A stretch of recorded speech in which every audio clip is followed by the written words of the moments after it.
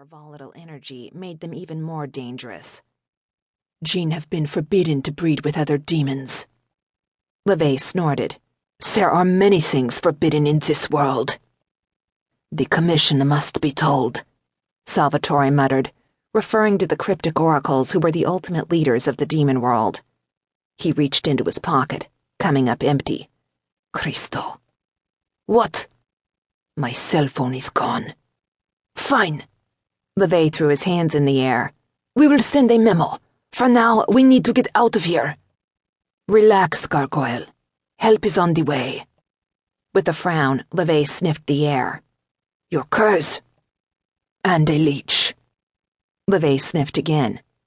"Tane." Expecting Jaeger, Salvatore's brows snapped together. One vampire was as bad as another, but Tane's reputation for killing first and asking questions later didn't exactly warm the cockles of a wearer's heart. Whatever the hell a cockle was. "The Charon?" he demanded. Charons were assassins who hunted down rogue vampires. God only knew what they did to lesser demons. And in a vampire's mind, every demon was lesser. "An arrogant, condescending donkey," LeVay muttered. Salvatore rolled his eyes. "Jackass, you idiot, not donkey." LeVay waved a dismissive hand. "It is my theory that the taller the demon, the larger his conceit, and the smaller his—" "Continue, Gargoyle." A cold voice cut through the dark, abruptly lowering the temperature in the tunnel. "I find your theory fascinating." "Ich!" With a flutter of his wings, LeVay dashed behind Salvatore, as if he was stupid enough to think Salvatore would keep him from certain death. "Dio, get away from me, you pest!" Salvatore growled, swiping a hand at the gargoyle even as his gaze was warily focused on the vampire rounding the corner of the tunnel. He was worth focusing on.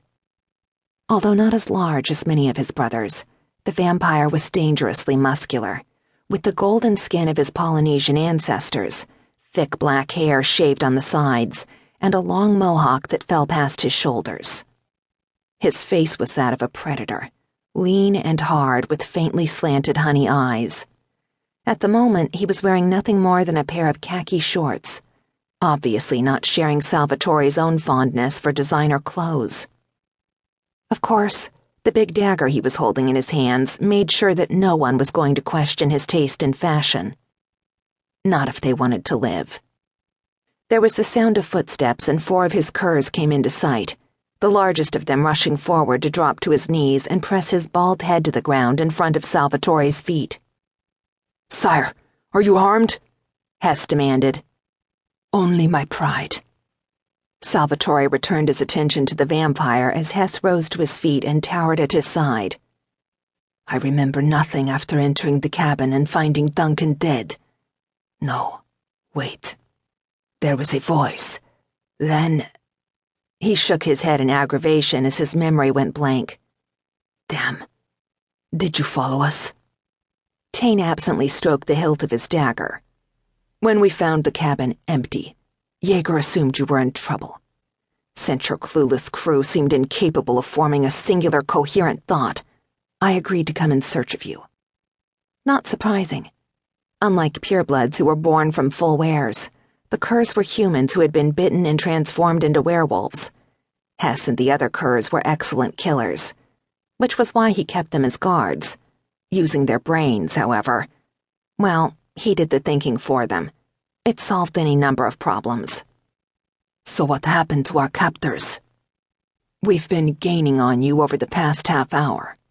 Tane shrugged. "They obviously preferred escape over keeping their hostages." "You never caught sight of them?" "No. A cur escaped through a side tunnel a mile back, and the demon simply disappeared." Frustration flashed through the honey eyes. Salvatore could sympathize. He was anxious for a bit of blood and violence himself. There's only a handful of demons capable of vanishing into thin air. The gargoyle thinks it's a Jinn mongrel. "Hey, the gargoyle has a name." Stepping from behind Salvatore, LeVay planted his hands on his hips. "And I do not think, I know." Tane narrowed his eyes.